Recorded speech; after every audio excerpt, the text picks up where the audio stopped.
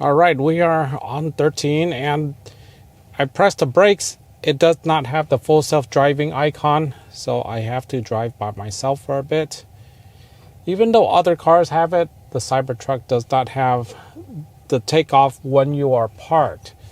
So we are going to head to a destination, and this destination has the toughest things I've encountered with the Cybertruck. The tight right turn that always fails. And then there's going to be another item, but okay, let's just let it do the self-driving. Okay, the turn was nice and quick. There is a problem with this. Well, first off, the route is kind of ridiculous. I don't like it. It takes me into two inside streets before it goes out to the main street. I could get out to the main street right here. Let's just redirect it really quick. And, okay, please, turn. Come on. It doesn't want to turn, so it is what it is. We're still stuck with that. You're still going to have to override these small little items. Okay, so the issue I have up to this upcoming spot is going to be the tight right turns. Because this is a big truck, it is fumbly, and getting into that small turn, the right turn is it's almost 100% failure. Okay, so I'm gonna do it right now in a second. Full self-driving supervised v13.2.1 on the Cybertruck. Includes 36 Hz full resolution AI for video inputs, native AI for inputs and neural network architectures, 4.2x data scaling, 5x training compute scaling enabled by the Cortex cluster, reduced photon to control latency by 2x, speed profiles on both city streets and highways, improved reward predictions for collision avoidance, dynamic routing around road closures, which displays them along an affected route when they are detected by the fleet. Okay, so before we go further, it is on chill mode. I'm going to change that. There's nobody here. So let's pull over and change this really quick. So I want it to be in hurry mode. Okay, so what that does is it's going to tax the system even more. Hurry. There we go. Oh, that was simple. Tap to drive. Okay. All right. Go. Back to full self-driving. Here's the first one. Is a stop sign. And it stops way too far behind the stop sign. Hey. Okay, all right. Looking good. Okay, there's a good chance it, oh, see, it still has that little issue. That was like a tight left turn. It had to dodge that little divider. Okay. But I'm going to override it really quick because to make it go towards this thing, I'm going to have to override it and go this little different route. All right. Okay, so I'm going to go slightly around so that I'll get there and I'll have to make a right inside of that little area. Now turn left onto West 178th Street. Oh yeah, let's see. Okay, it sounds like it knows how to get around on the street. And that was a nice quick turn. Okay, let's see if it... Right. Okay, yes. See, according to the map now, it knows how to get to that... Okay, it knows how to get to that spot. And that spot turn right onto Casimir Avenue. Is then the turn left tight right West turn. 178th Street. And it always fails, okay? It always fails because the right-hand side, you're going to have to be on the right street, and it's too narrow. Right onto Casimir Avenue.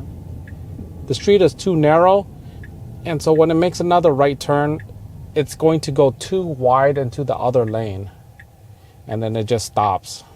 Okay. Okay, so we should be getting there soon.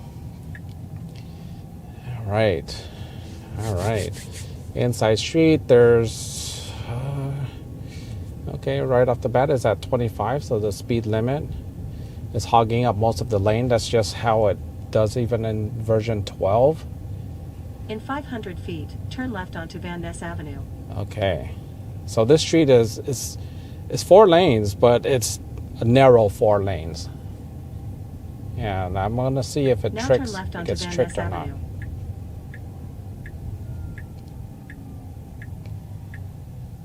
And after I get this test, there's another one coming up too. A failed left turn that almost always fails. And it hits this curb so many times, but okay, anyhow, we'll see. Right now, it seems like the lane is nice and wide, but it's not because there's parked cars up here. And that's where it gets narrow. In 500 feet, let's just turn see right. how it handles.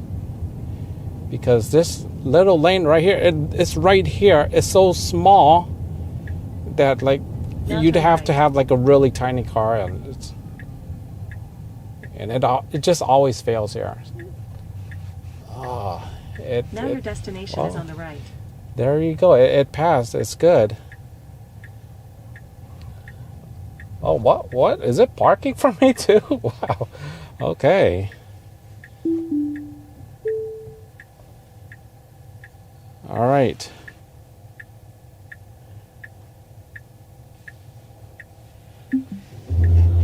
Okay, so I finished the first spot. I was not sure how I get it to start going to the next spot, but so the right turn passed once. It doesn't mean that it's going to pass every time, but that was okay.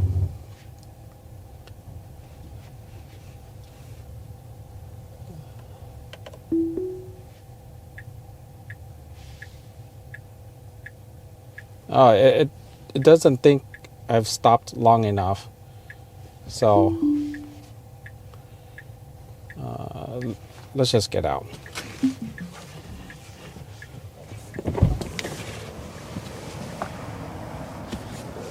Okay. Maybe that tricks it to go to the next stop.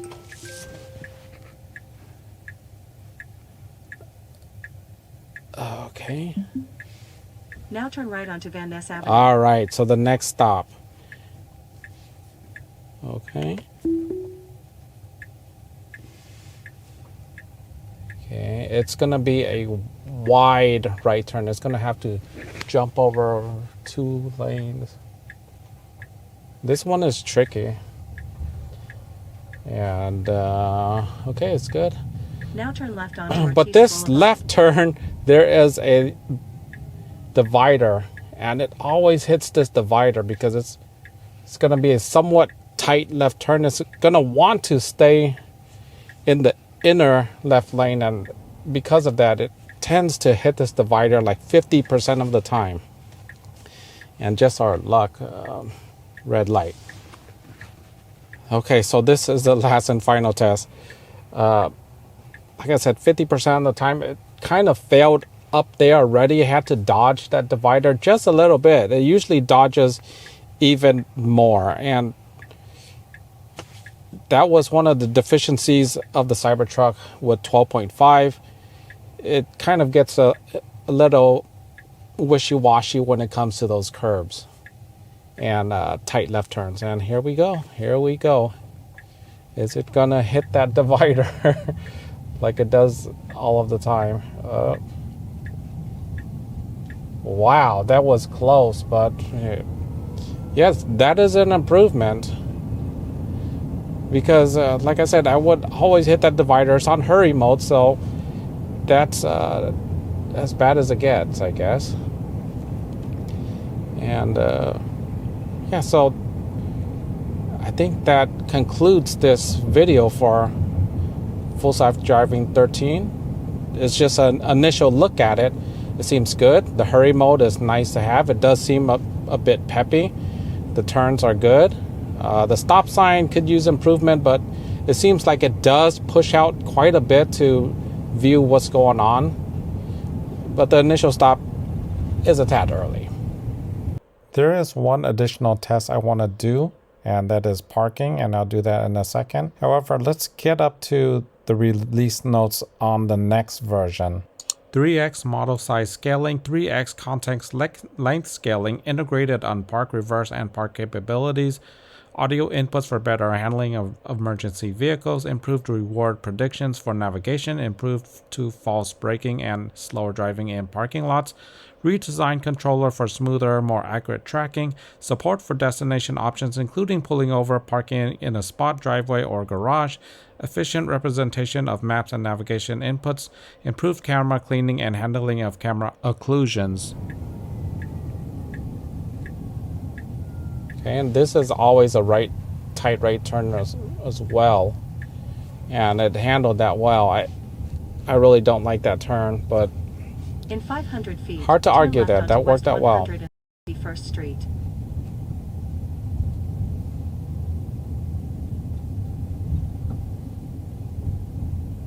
Now turn left onto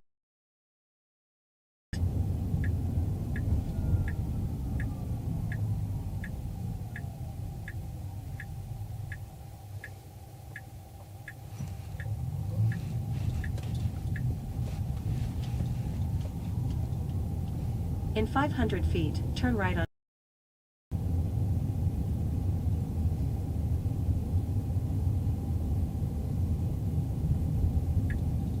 Now turn right onto Avenue.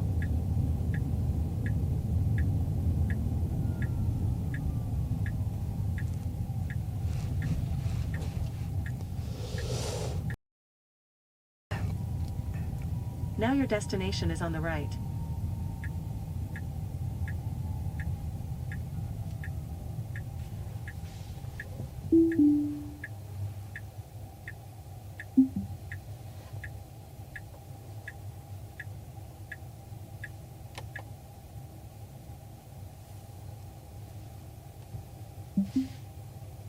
Oh, before I totally go away, let's try this one.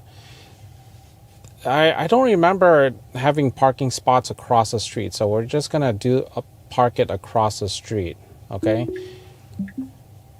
Okay, let's see what it does. There's a car coming too. Are you really going to try to reverse in that way? That's the wrong side of the street. What the heck? Okay, press brake to cancel. Okay, well, let's just see what it's trying to do. What? The car is confused.